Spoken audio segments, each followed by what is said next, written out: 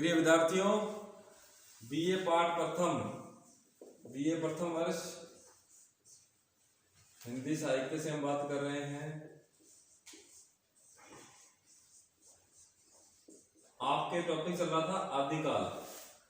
तो आदिकाल में से एक छोटा प्रश्न जो आज मैं पढ़वाऊंगा, टॉपिक का नाम है आदिकाल का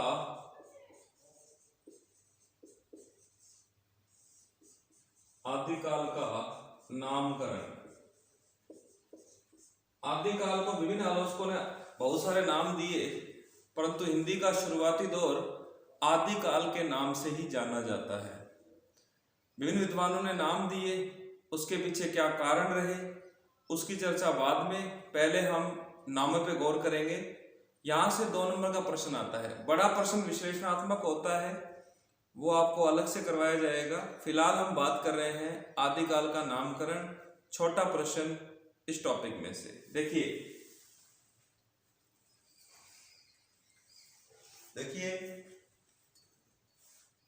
हिंदी के एक आलोचक हैं आचार्य हजारी प्रसाद द्विवेदी। इन्होंने इस युग को नाम दिया यही आदिकाल।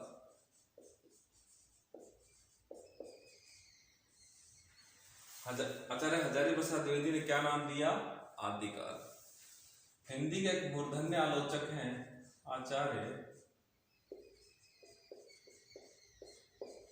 रामचंद्र शुक्ल। इन्होंने इस काल को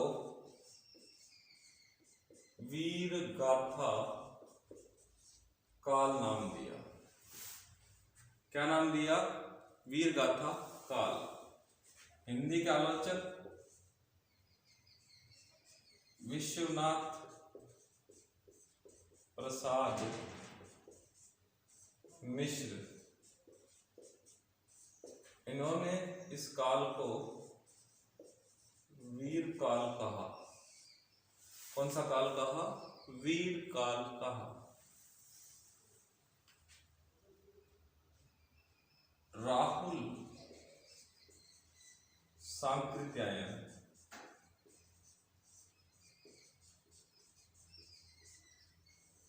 इन्होंने इस काल को सिद्ध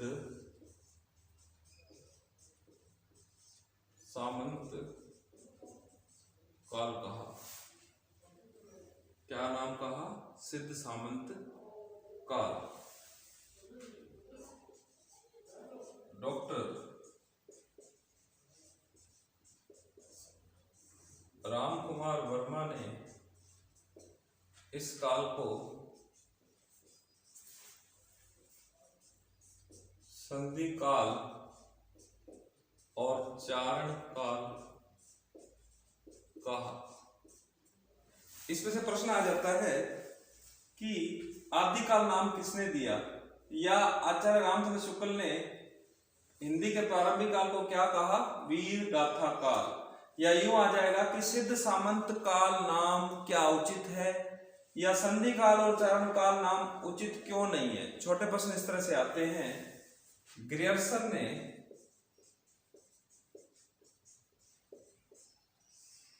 इस काल को चारण काल कहा।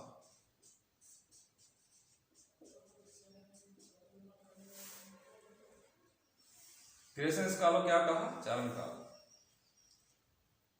चंद्रधर शर्मा गुलेरी ने इस काल को पुराना हिंदी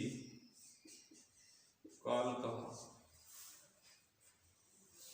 चंद्र शर्मा गुलेरी ने इस काल को पुराना हिंदी काल कहा। डॉक्टर रमाशंकर शुक्ल रसाल ने इस काल को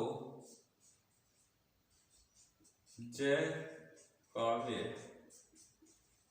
काल कहा। बाल्यकाल भी एक जगह लिखा है, लेकिन जय काव्य काल नाम कहा।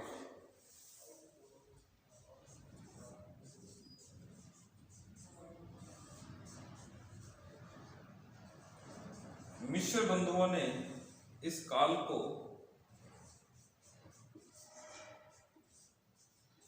आरंभिक काल कहा। मिश्र बंधुओं ने इस काल को आरंभिक काल कहा।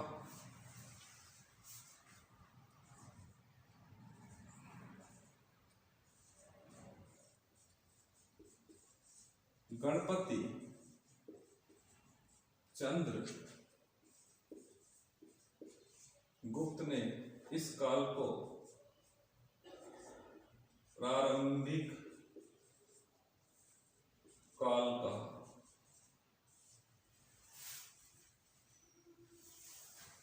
डॉक्टर धीरेन्द्र ने इस काल को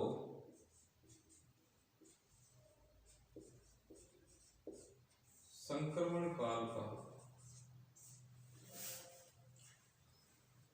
डॉक्टर धीरेन्द्र ने इस काल को संक्रमण काल कहा। शंभुनाथ सिंह ने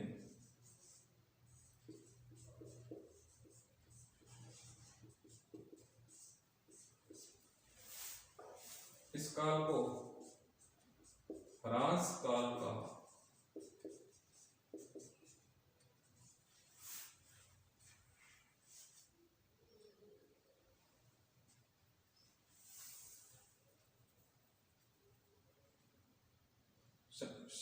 इसके अंदर वासुदेव सिंह ने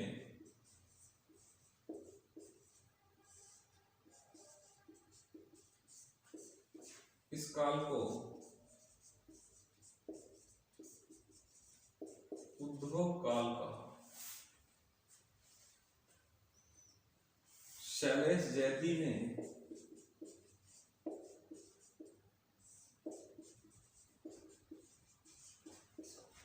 इस काल को आविर्भाव काल कहा।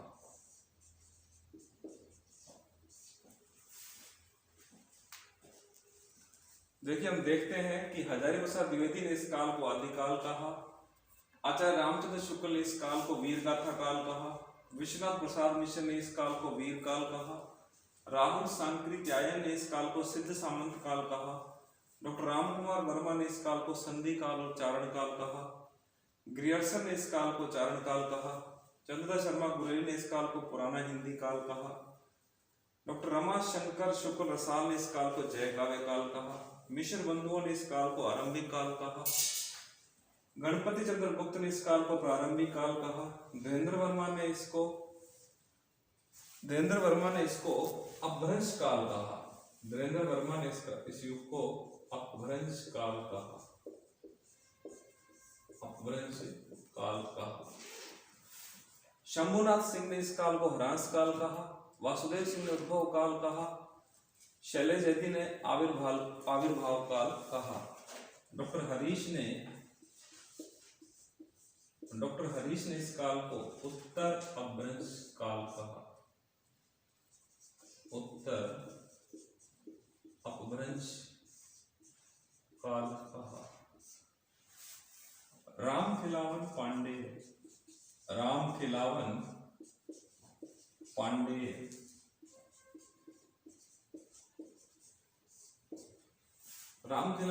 ने इस काल को संक्रमण काल कहा। कौन सा काल कहा? संक्रमण काल कहा। मोहन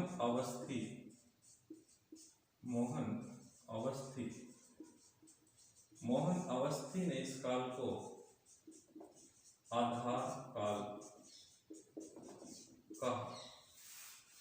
इस तरह हम देखते हैं कि आदिकाल के नामकरण के अंतर्गत विभिन्न नाम आलोचकों ने हमें सुझाए, इन पर चर्चा हुई और अंततः हजारी प्रसाद द्विवेदी का दिया हुआ नाम आदिकाल ही पूर्णतः प्रवृत्तियों का सूचक है। इसलिए यह नाम साहित्य में मान्य है कि हिंदी का जो प्रारंभिक काल है संवत 1050 से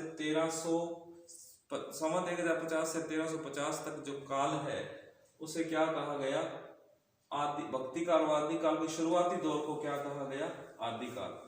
हालांकि जब हम नोट्स बनाएंगे, जब हम इसका प्रश्न का विस्तार करेंगे तो विभिन्न नामों की चर्चा होगी, यह नाम क्यों पड़ा इस पर चर्चा होगी, और हम अपनी पूरी प्रयास अपनी अप्रोच लगाएंगे विभिन्न नामों को समझाने की। वो एक बड़ा प्रश्न होगा, उस पर चर्चा हम बाद में करेंगे। फिलहाल हम चर्चा कर रहे हैं कि आपका इसमें से 2 नंबर का प्रश्न पूछा जा सकता है कि यह या तो 2 नंबर में या तो नाम दे देगा और आलोचक का नाम पूछेगा, या आलोचक का नाम दे करके आपसे युग का नाम पूछा जाएगा। या प्रश्न इस तरह भी आ सकता है कि वीर गाथा का नाम मान्य क्यों नहीं है, या आदिकाल नाम मान्य क्यों है। किसी भी तरह से प्रश्न को 2 नंबर का प्रश्न घुमाया जा सकता है। तो आज हमने किया आदिकाल का नामकरण। अब आगे नेक्स्ट वीडियो में। धन्यवाद।